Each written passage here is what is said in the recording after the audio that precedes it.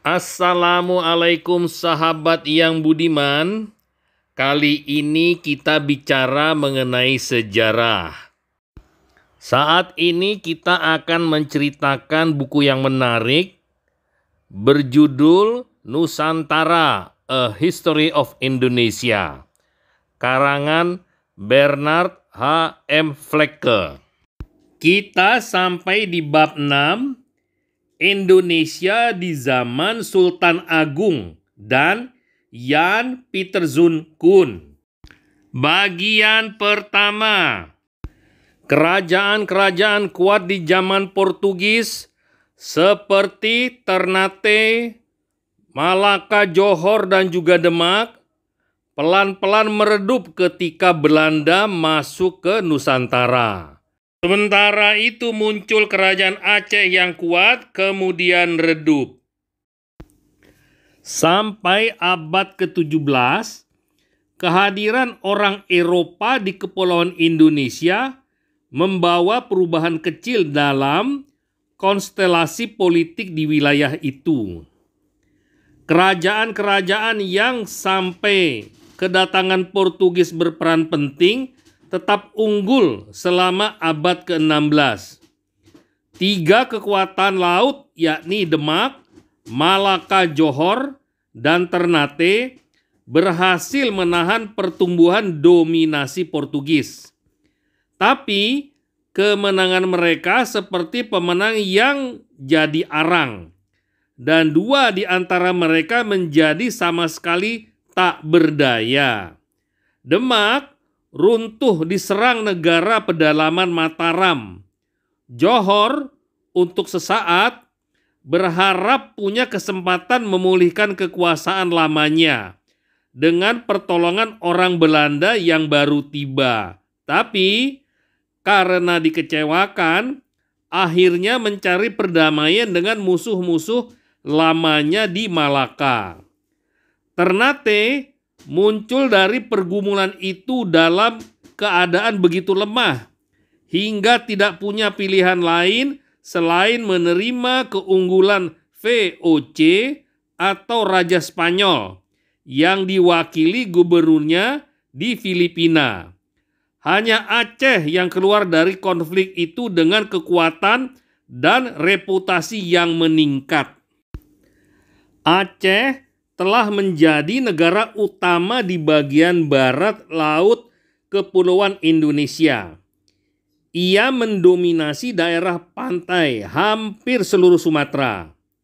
Pelabuhan-pelabuhan Aceh di ujung utara pulau itu menjadi tempat pemberhentian alami bagi orang-orang Eropa yang datang dari barat.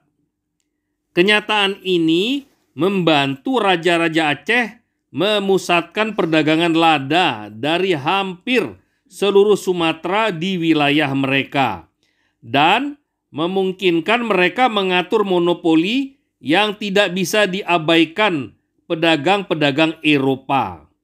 Kadang-kadang kapal-kapal Belanda, Inggris, dan Perancis berlabuh pada saat yang sama di dermaga Aceh. Bila begitu, sang sultan bisa mengadu satu bangsa dengan bangsa lain dan menaikkan harga lada sekehendak hatinya. Keuntungan besar monopoli itu membuat Aceh atau setidaknya sultan dan penasihat-penasihat utamanya menjadi kaya raya. Kekayaan mendatangkan kekuasaan. Penguasa-penguasa Delhi dan Indragiri di Tenggara dan daerah Kedah dan Pahang di Semenanjung Malaya terpaksa mengakui kedaulatan Aceh. Kedah sudah terkenal akan tambang timahnya, dan karena deposit timah di Bangka dan Belitung belum banyak dikenal, kontrol atas timah di Kedah memberikan Aceh satu monopoli lain. Pada tahun 1613, tentara Aceh menyerbu Johor, membakar habis ibu kotanya, dan menawan sultannya.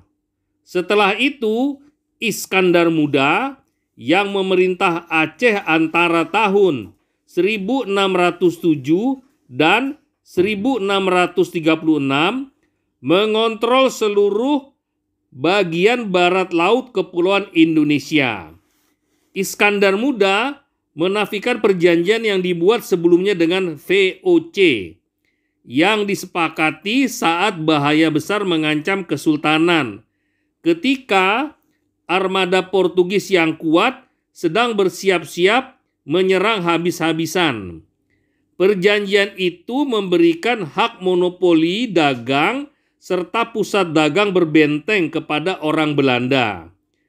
Kemenangan atas Johor memungkinkan Iskandar bersikap keras terhadap VOC. Tapi Belanda ketimbang tunduk pada tuntutan-tuntutannya, sedapat mungkin membatasi perdagangan mereka dengan Aceh.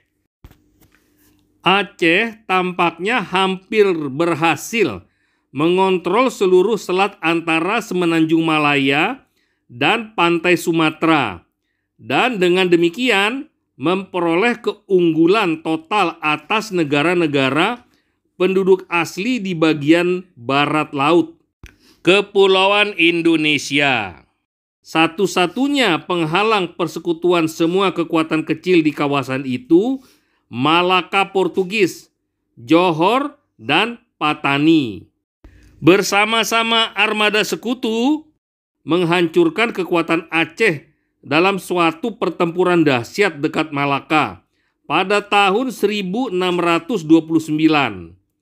Kekalahan itu menjadi titik balik dalam sejarah Aceh. Pelan-pelan kekuatan Aceh menurun. Aceh mempertahankan kekuasaannya atas perdagangan lada di pantai barat Sumatera selama 1/4 abad lagi, tapi kehilangan kontrol atas sebagian besar kerajaan di Semenanjung Malaya dan klaimnya atas Sumatera bagian barat laut ditentang oleh para Maharaja Minangkabau dan Sultan Johor. Sementara itu, Belanda membatasi kegiatan mereka di Sumatera hanya pada hubungan dagang reguler, terutama dengan Kesultanan Jambi dan Palembang. Di kedua kesultanan itu, perdagangan mereka terutama bergantung pada kehendak baik dari penguasa setempat. Walaupun Jambi dan Palembang adalah negara lemah, keberadaan Jambi terus-menerus terancam oleh kekuatan laut Melayu di sekitar Selat Malaka, dan keberadaan Palembang terancam oleh kekuatan Kesultanan Banten yang semakin meningkat. Untuk waktu lama, orang Belanda tidak mau mengusahakan monopoli komersial di pelabuhan-pelabuhan itu. Mereka harus menyesuaikan diri dengan sistem perdagangan Asia. Sultan-sultan itu bertindak sebagai perantara antara petani lada di negeri mereka dan para pedagang asing.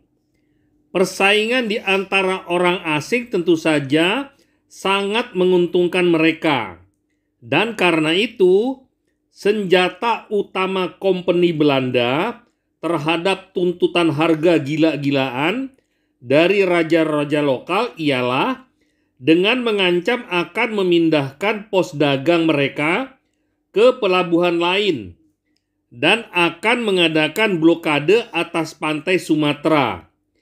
Ini adalah usaha yang berbiaya tinggi, sehingga biasanya kedua pihak menyelesaikan pertikaian mereka dengan kompromi. Belanda juga menjajaki kemungkinan perdagangan di Bengkulu, di pantai barat daya, dan di Pulau Bangka dan Belitung. Tapi tidak mendapat untung besar di situ. Karena itu bisa dikatakan bahwa situasi politik dan ekonomi di bagian barat Kepulauan Indonesia sama sekali tidak nyaman bagi Eropa untuk dengan cepat memperluas kontrol langsung di wilayah itu. Di bagian timur laut Indonesia, situasinya sama sekali berbeda.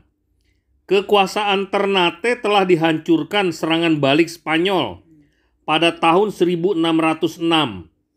Pos-pos berbenteng Spanyol dan Belanda tersebar di semua pulau kecil Maluku.